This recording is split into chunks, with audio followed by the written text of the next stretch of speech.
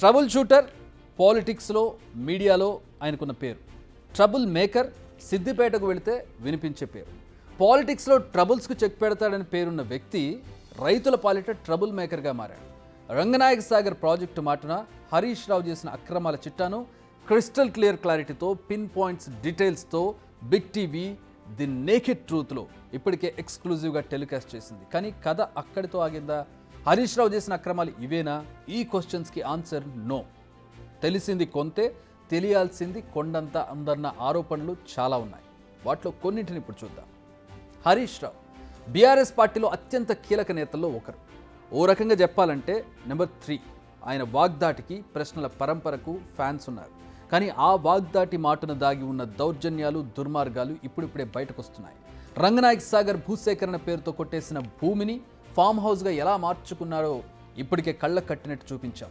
కానీ ఒక్క రంగనాయక సాగర్లో మాత్రమే కాదు, సిద్దిపేటను తన అడ్డాగా మార్చుకుని హరీష్ రావు ఇంకా చాలా అక్రమాలు చేసినట్టు ఇప్పుడు వెలుగులోకి వస్తూ ఉన్నాయి.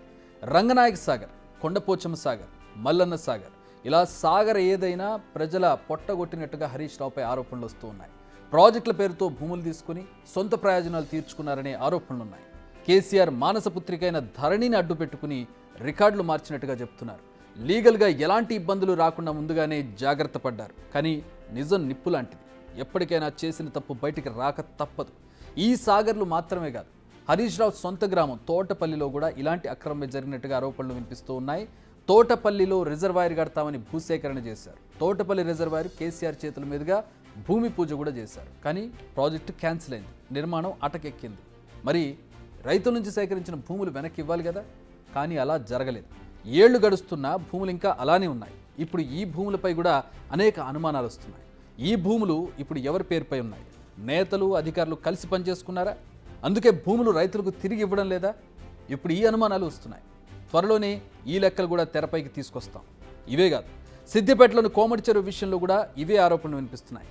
కోమటి చెరువు పరిసరాల్లోని భూములు కూడా హరీష్ రావు, ఆయన అనుచరుల పేరు మీదకు మారినట్టు అనుమానాలున్నాయి.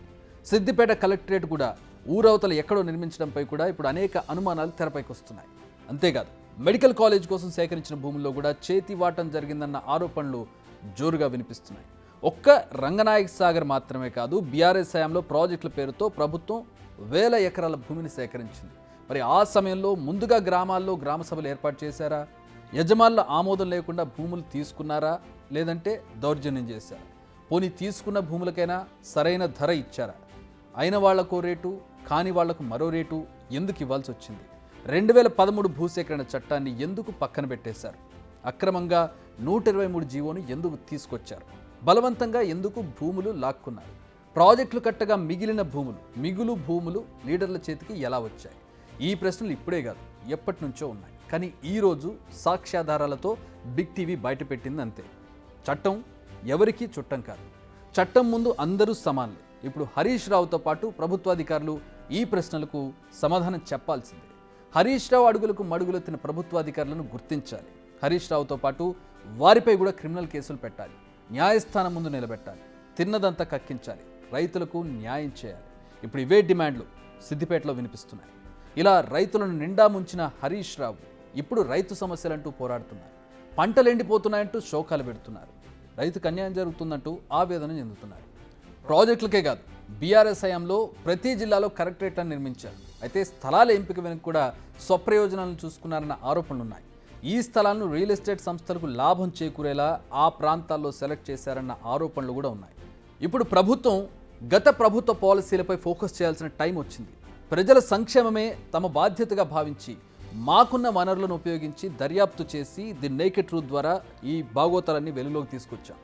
అదే ప్రభుత్వమే ఫోకస్ చేస్తే మరిన్ని అక్రమాలు వెలుగులోకి ఖచ్చితంగా వస్తాయి.